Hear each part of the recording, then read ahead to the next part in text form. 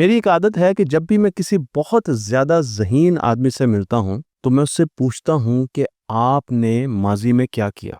क्योंकि अगर मैं उससे मुतासिर हो रहा हूँ और मैं समझ रहा हूँ कि ये बहुत ही ज़्यादा शार्प बंदा है, बहुत ज़्यादा ज़हीन आदमी है, तो कोई ऐसी चीज़ तो है जिसने इसे यहाँ तक पहुँचने में मदद दी। ज़हानत से मेरी मुराद सीईओज़ नहीं हैं, बहुत बड़े लीडर्स नहीं हैं, मैनेजर्स नहीं हैं। ज़हानत बहुत छोटे लोगों के पास भी हो सकती है, एक्स्ट्राऑर्डिनरी ज़हानत, और बहुत सीनियर सीट्स पर मौजूद लोगों के पास भी हो सकती है। लेकिन मैं सोचता रहता था कि आखिर क्या ऐसी चीज़ें हैं जो कि इनके पास ऐसे क्या एक्सपीरियंसेस हैं जिसकी वजह से ये यहाँ तक पहुँचे।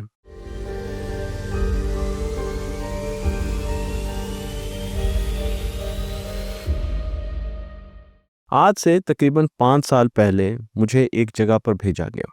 मेरा ट्रांसफ़र हुआ फॉरेन प्रोक्योरमेंट में। वहाँ पर मेरी मुलाकात एक बड़े आम से इंजीनियर के साथ हुई। लेकिन कुछ अरसे के बाद मैं उनका बहुत बड़ा फ़ैन बन गया, क्योंकि वो मुझसे उम्र में बहुत छोटे थे, लेकिन उनका तजुर्बा और उनकी सोचने की सलाहियत और प्रॉब्लम सॉल्विंग, वो इतनी आउटस्टैंडिंग थी कि सब लोग जो उनके साथ काम कर रहे थे, सीनियर, जूनियर और हम सब, वो हैरान रह जाते थे। सो मेरी उनके साथ बहुत ज़्यादा दोस्ती थी, गपशप थी, वो मुझसे बहुत ज़्यादा जूनियर थे। एक दिन मैंने बैठे-बैठे उनसे कहा कि यार आपने क्या ऐसा किया? मुझे अपने हालात बताएँ। कहाँ से स्कूलिंग ली? कहाँ से कॉलेज किया? यूआईटी लाहौर से पढ़े, फिर इंजीनियर बने, फिर हमारे पास आए। आखिर क्या ऐसी चीज़ है जिससे आप यहाँ तक पहुँचे? तो जब उन्होंने अपने हालात बताए, उसके बाद मैंने ये अपनी आदत बना ली कि जब भी मैं किसी बहुत ज़्यादा ज़हीन बंदे, जिसको मैं ज़हीन समझता हूँ, उसके पास मुझे मौका मिलता तो मैं उससे पूछता था कि आपने बचपन कैसा गुज़ारा?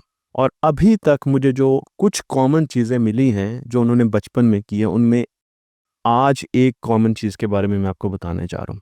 उन सब ने बचपन में घरों के काम किए।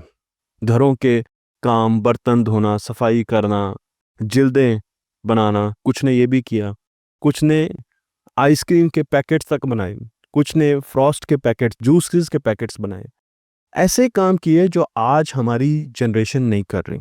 मैं हैरान रह गया और फिर मैंने सोचा कि क्या इसका साइंस से कोई ताल्लुक है, इसके पीछे कोई एविडेंस है, कैसे काम करने से वाकई बंदे में शार्पनेस आती है, वो अच्छा इमोशनली बड़ा अच्छा होता है, वो लीडरशिप की तरफ जाता है। तो मुझे एक स्टडी मिली हार्वर्ड यूनिवर्सिटी की। इस स्टडी का नाम है स्टडी ऑफ अडल्ट डेवलपमेंट। 80 साल तक ये स्टडी रही, जिसमें बच्चों को देखा गया और फिर उन्हें उनके अडल्टहुड तक फॉलो किया गया और उनके मुख्तलिफ ट्रेड्स देखे गए। इस स्टडी को करने वाले दो साइंसदान हैं, जॉर्ज वेलेंट हैं और उसके साथ साथ रॉबर्ट वेर्डिंगर हैं। ये दो साइंटिस्ट हैं जिन्होंने इस स्टडी को किया और उन्होंने देखा कि जो बच्चे मुस्तकिल घर के काम करते थे, घर के जितने काम थे वो करते थे, अपने साइकिल को भी ठीक करते थे, गाड़ी को भी धोते थे, किचन में माँ के साथ काम कराते थे, सब्जियां भी काटते थे। जो बच्चे मुस्तकिल घरों के काम करते थे, वो अपने कैरियर में बहुत ज़्यादा सक्सेसफुल रहे।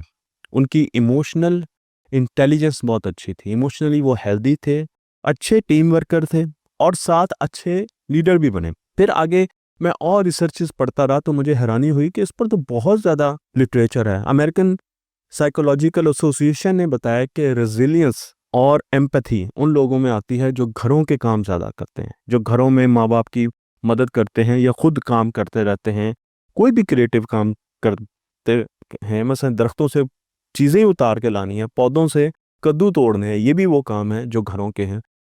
वो बहुत ज़्यादा इंटेलिजेंट होते हैं और उसकी वजह उन्होंने ये बताई कि उनका प्री फ्रंटल कॉर्टेक्स बहुत डेवलप करता है। जी हाँ, रिसर्च ये बताती है कि जब लोग घरों के बहुत ज़्यादा काम करते हैं तो उनको नए-नए सिनेरियोज़ का सामना करना पड़ता है और जब वो नए सिनेरियोज़ की तरफ जाते हैं और उनके सॉल्यूशन, छोटे-छोटी सॉल्यूशंस लाते हैं, तो ये उनका प्री फ्रंटल कॉर्टेक्स बहुत ज़्यादा ताकतवर करता है। बच्चों में बहुत कम डेवलप हुआ होता है और उसकी वजह से उनकी आदत बन जाती है कि वो उन कामों को आहिस्ता-आहिस्ता बड़े कामों से रिप्लेस करते-करते जब ऑर्गेनाइजेशंस में पहुँचते हैं, तो उनके पास प्रॉब्लम्स के हल के लिए एक पूरा अंबार होता है।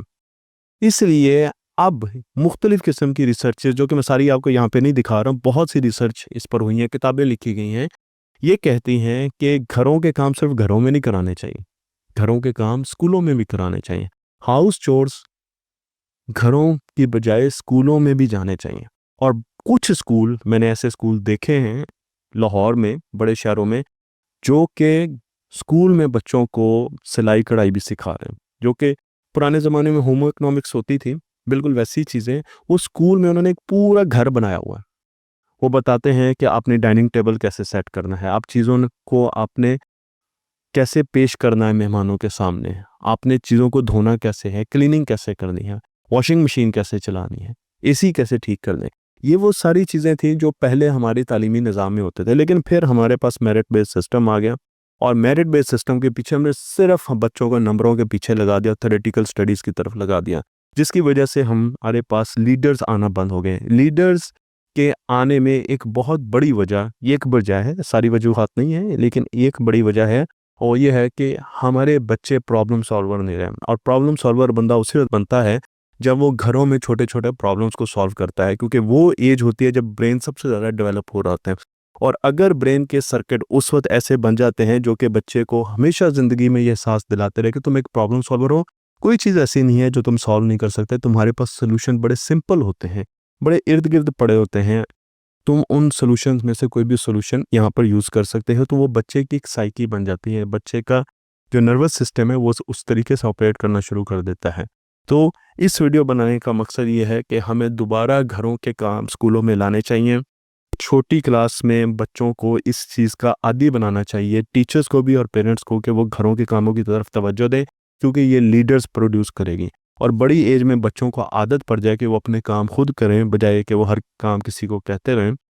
तो अगर आपने अपने बच्चे को लीडर बनाना है तो दुनिया का सबसे बड़ा एक्सपेरिमेंट 80 साल का हार्वर्ड का एक्सपेरिमेंट ये बता रहा है कि उनको घरों के कामों में मसरूफ़ कीजिए। तख्ती ऑनलाइन को लाइक कीजिए, शेयर कीजिए और इसे उनको दोस्तों तक पहुंचाते रहिए।